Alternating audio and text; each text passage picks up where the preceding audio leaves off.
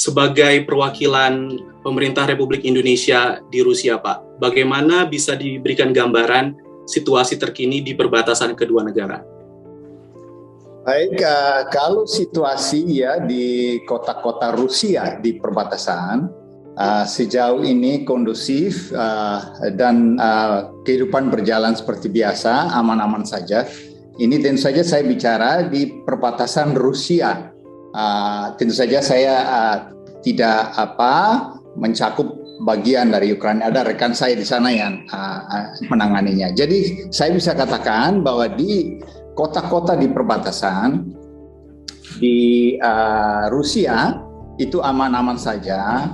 Pak Jose, kita juga ingin tahu mengenai situasi dan kondisi dari WNI kita di Rusia. Apakah sudah ada imbauan khusus dari KBRI kepada WNI terkait situasi kedua negara ini, Pak? Apakah juga ada seperti larangan bagi para WNI untuk membahas politik yang sensitif, Pak? Di sana memang terjadi ada pertempuran-pertempuran kecil, ada penembakan artileri. Jadi kita membicarakan itu dengan rekan-rekan mahasiswa juga. Jadi bahwa di sini apakah ada himbauan tidak membahas isu-isu politik yang sensitif? Tidak ada di sini ya, kalau dilihat dari TV-TV, ada YouTube, ada internet yang bisa diakses dan orang membahasnya secara luas, baik itu masyarakat di sini maupun mahasiswa kita sendiri. Jadi tidak ada larangan tidak boleh membahas politik yang sensitif. Karena besok hari Sabtu ya, tanggal 19, besok pagi, itu rekan-rekan Permira, Persatuan Mahasiswa di Rusia itu membahas situasi yang dihadapi saat ini, ketegangan antara Rusia dan Ukraina. Jadi tidak ada larangan. Jadi Rusia saat ini beda dengan dulu Uni Soviet. Jadi orang bebas saja, dan di TV juga ada perdebatan, ada talk show yang secara terbuka, ada pro kontranya ya, cukup jadi pembahasan secara terbuka. Oh ya, saya tambahkan, memang saya meskipun kondisi di kota-kota itu aman, ya merupakan protap dari Kementerian Luar Negeri, perwakilan kita di seluruh dunia itu udah menjadi SOP-nya, bahwa kita mengutamakan, memprioritaskan keselamatan warga Indonesia. Dan kita tentu saja menghimbau lebih waspadalah ya. Jangan bepergian lebih dekat, meskipun tidak ada larangan. Boleh ke bagian yang lebih dekat. Bahkan ada bis yang boleh masuk ke sana. Karena kan dua bangsa ini sebenarnya bersaudara itu. Ada keluarga sana sini di perbatasan. Jadi mereka tidak dilarang, tapi saya melarang anak-anak kita ya, mahasiswa, jangan sampai Anda bepergian ke sebelah dulu ya. Sementara kita nggak tahu, dan mengikuti setiap pengumuman kalau ada dari otoritas setempat. Kita bicara soal data, tadi Bapak juga menyinggung soal mahasiswa, teman-teman mahasiswa yang ada di Rusia. Ini sebenarnya warga Indonesia di Rusia ini mayoritas mahasiswa atau seperti apa, Pak? Apakah mayoritas juga mahasiswa, sekitar 800-an sekarang, karena ada beasiswa dari pemerintah Rusia yang kesemuanya belajar di sini itu beasiswa dari pemerintah Rusia. Sekarang ini ya, tahun lalu sekitar 700-an, sekarang 800-an. Sebagian belum bisa ke sini karena pandemi. Jadi sebagian besar mahasiswa di sini, warga Indonesia di sini itu adalah mahasiswa. Pak Jose, kita dari Liputan 6 juga ingin bertanya soal akar dari konflik ini sebenarnya, Pak. Pandangan Bapak, apakah konflik Rusia-Ukraina ini berhubungan dengan Crimea yang sebelumnya pernah kita dengar, atau karena masalah rencana Ukraina untuk masuk ke dalam NATO, ataupun juga bahkan rencana atau keinginan Presiden Vladimir Putin untuk menguasai Ukraina seperti era Uni Soviet dulu, Pak? Nah, sebenarnya kalau dilihat dari ketegangan yang ada ya, ketegangan boleh dikatakan kalau saya di on the ground sih tidak merasa ya di perbatasan, tapi kalau kita tentu saja kita nonton TV dan lain sebagainya ya, terutama media Barat, itu terasa sekali ketegangan itu. Dan itu ya sebenarnya setelah bubarnya Uni Soviet. Kebetulan tadi Pak menyinggung mengenai Uni Soviet. Itu setelah bubarnya tahun 91.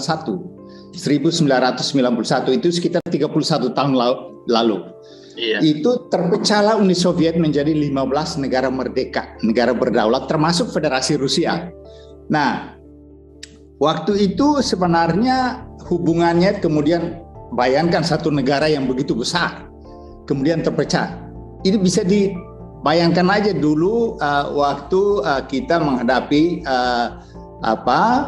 berbagai masalah sosial, ekonomi, ya, perubahan kita menjadi ada desentralisasi dan lain sebagainya. Dan mereka di sini jauh lebih rumit.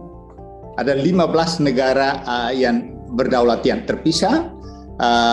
Kemudian di Rusia sendiri ada 85 yang namanya subjek federal, kita pemerintah daerah, dan itu pun tidak seragam ya.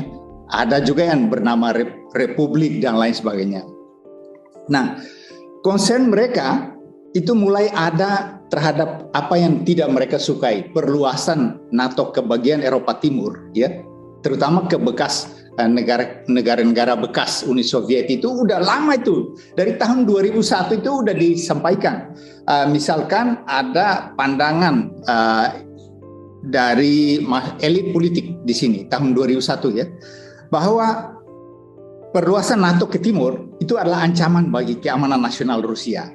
Kemudian tahun 2001 itu juga Duma negara, parlemennya, majelis rendahnya DPR-nya Rusia ini meminta kepada Presiden Putin agar bisa mencegah perluasan NATO ke bagian timur Eropa ini. Dan kemudian perlu diketahui bahwa tahun 2004 itu kemudian NATO mengincorporate, memasukkan 3 negara bekas Uni Soviet ke dalam NATO, yaitu 3 negara Baltik ya, Latvia, Lithuania, Estonia. Jadi mereka masuk menjadi anggota NATO. Kemudian tahun 2007 bisa dilihat di YouTube ya, itu pidato Presiden Vladimir Putin di Munich mengenai Munich Security Conference. Di situ dia mempertanyakan pergerakan NATO ke bagian timur itu adalah untuk melawan siapa? Dia bertanya begitu. Dan kemudian tahun 2010 itu ada Presiden Medvedev, Dmitry Medvedev juga mengatakan bahwa Rusia tidak suka kalau NATO itu terus berkembang, memperluas keanggotanya ke bagian timur dan mengusulkan pembahasan the new umbrella of European Security Treaty. Ya, tapi tidak ditanggapin. Nah, kemudian kita tahu bahwa tahun 2016 ada berbagai macam pernyataan mengenai ketidaksukaan itu. Nah, kenapa mereka tidak suka? Karena dengan adanya keanggotaan NATO semakin dekat, semakin di perbatasan, dekat ke perbatasan, apalagi di perbatasan, karena Ukraina dan Georgia itu memang berbatasan. Itu membawa konsekuensi penempatan persenjataan, rudal, missile defense system di perbatasan yang sangat dekat dan kota-kota besar termasuk Moskow, Saint Petersburg. Jadi kalau ditembakkan, apalagi yang hipersonik, hanya beberapa menit sampai di Moskow. Dan itu dipandang sebagai ancaman terhadap keamanan nasionalnya. Dan mereka menamakan itu adalah red line-nya. Jadi tidak mau itu. Dan lagi pula itu didasarkan sebenarnya pada berbagai agreement yang ada. Ada misalkan NATO-Russia Founding Act tahun 97, kemudian the Charter of European Security tahun 99 di Istanbul, Astana Declaration 2010, yang intinya mengenai indivisible security, artinya ya the security of one state or a group of state cannot be ensured at the expense of the security of other state. Jadi di dalam Anda mengupayakan keamanan negara Anda, tidak boleh kemudian membahayakan keamanan negara lain. Nah, ini yang kalau dari segi NATO mereka mengatakan itu adalah hak semua negara. Kemudian dari aspek Rusia melihatnya sebagai ancaman terhadap keamanan nasionalnya itu. Nah, oleh karena itu maka Rusia kemudian mengajukan tuntutan keamanan kepada Amerika Serikat. Yaitu dia mengajukan ada tuntutan agar NATO tidak memperluas anggotanya ke bagian timur, terutama Ukraina dan Georgia, kemudian tidak menempatkan senjata-senjata konvensional maupun non-konvensional yang nuklir. Nah, itu di negara-negara Eropa Timur, kalaupun sudah ada harus ditarik kembali. Nah, itu tuntutan mereka. Dan kemudian tidak melakukan latihan militer besar-besaran di perbatasan Rusia, dan menarik kembali pasukan Amerika yang sudah ditempatkan di negara-negara NATO sebelum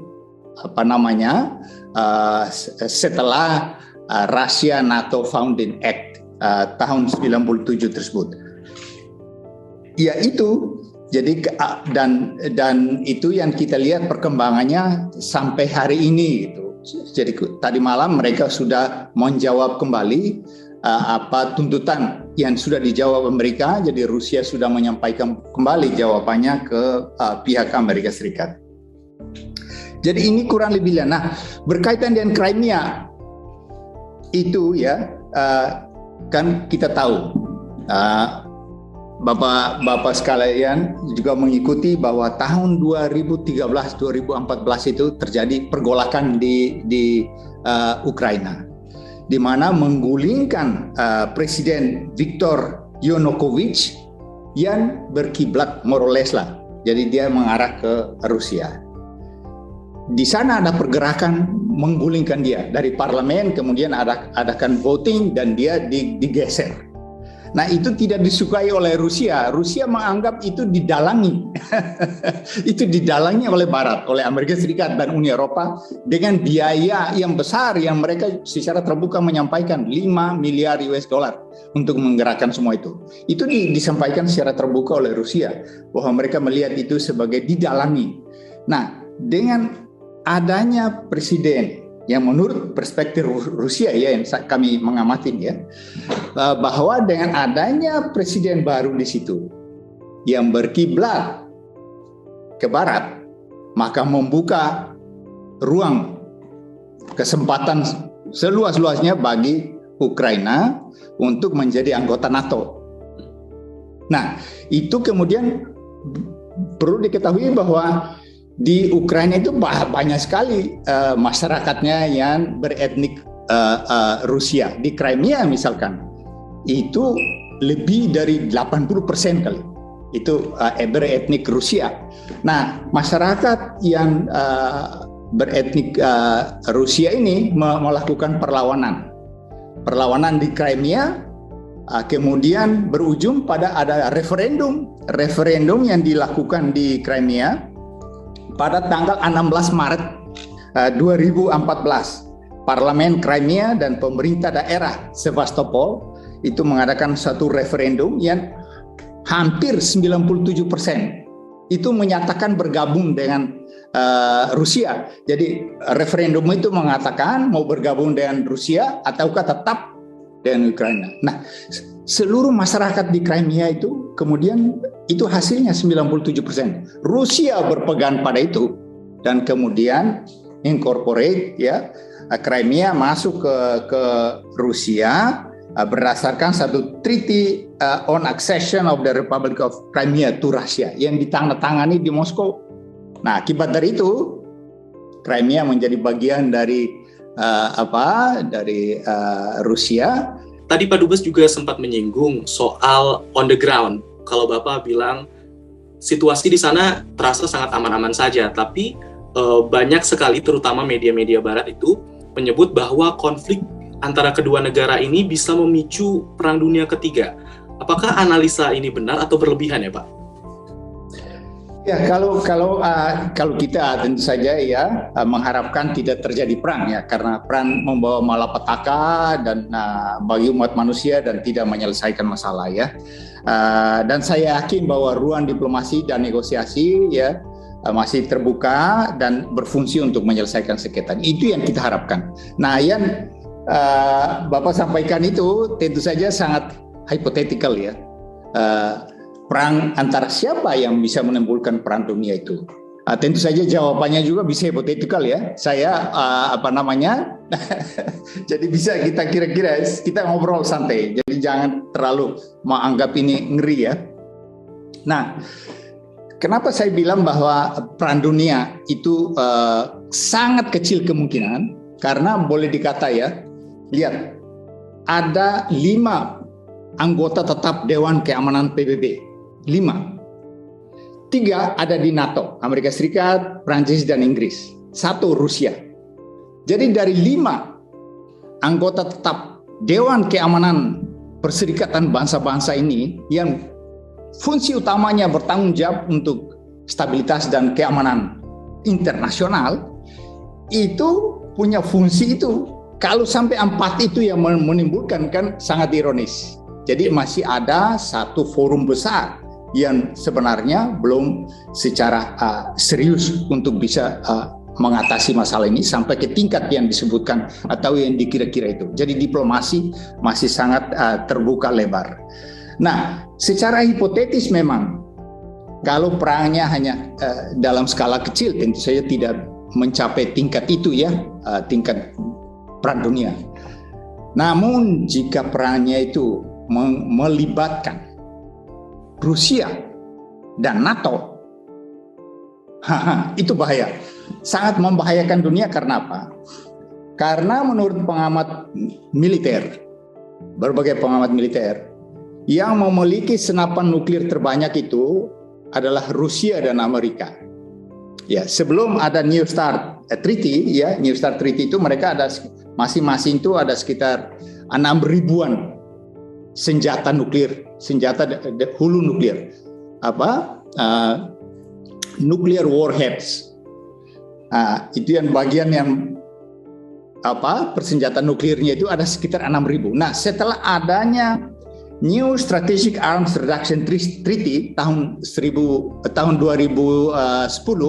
itu ditetapkan agar masing-masing pihak Amerika dan Rusia ini mengurangi hulu ledak nuklirnya itu ke masing-masing menjadi 1.550. Tetapi jumlah persis yang dimiliki oleh Rusia dan Amerika itu tidak ada yang tahu karena itu merupakan rahasia negara. Bayangkan kalau Rusia dan NATO, selain Amerika tentu saja ada Prancis juga memiliki, Inggris juga memiliki ya senjata nuklir. Nah, apabila terjadi perang antara NATO dan Rusia, maka terdapat kemungkinan kalau perangnya itu sampai dalam bentuk yang masif, maka senjata nuklir itu tidak ada yang bisa menjamin tidak digunakan. Itu bahayanya. Nah, kalau itu digunakan, maka dunia yang kita kenal saat ini itu akan luluh lantak dan babak belur, hancur total. Jadi itu boleh dikatakan kiamat. Oke.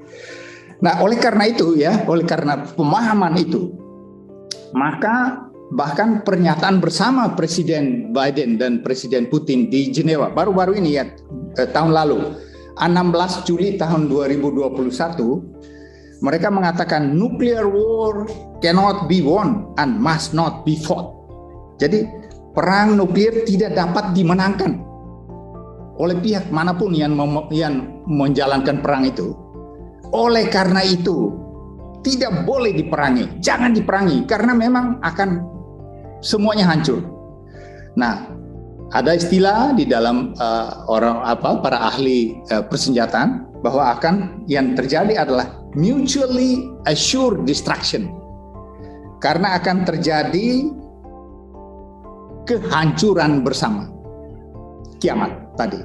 Nah, oleh karena itu sebisa mungkin perang dihindari antara Rusia dan NATO, dan kita harapkan itu tidak pernah terjadi. Nah, oleh karena itu Rusia itu memandang ancaman terhadap keamanan nasionalnya itu menurut saya perlu ditanggapi. Dibentuklah satu arsitektur keamanan baru di Eropa. Eropa ini kan sejak zaman Perang Dunia Kedua tidak ada peperangan di Eropa. Berarti yang jelas pemerintah Indonesia terus menjamin ya Pak ya keselamatan WNI kita. Nah, kalau bicara soal diplomasi, Pak, melihat situasi ini bagaimana posisi Indonesia, Pak, melihat gejolak ini? Jadi posisi Indonesia kita meminta supaya menahan diri, mengutamakan dialog, diplomasi, ya sebagaimana Ibu Menteri Luar Negeri Bu Retno Marsudi sudah sampaikan juga melalui Twitter bahwa menahan diri, dan kita melihat bahwa konflik tidak ada gunanya, tidak ada manfaat bagi semua orang. Jadi kita mengharapkan penyelesaian sengketa secara damai melalui proses negosiasi dan dialog. Itu akan lebih baik dan ada win-win bagi semua pihak.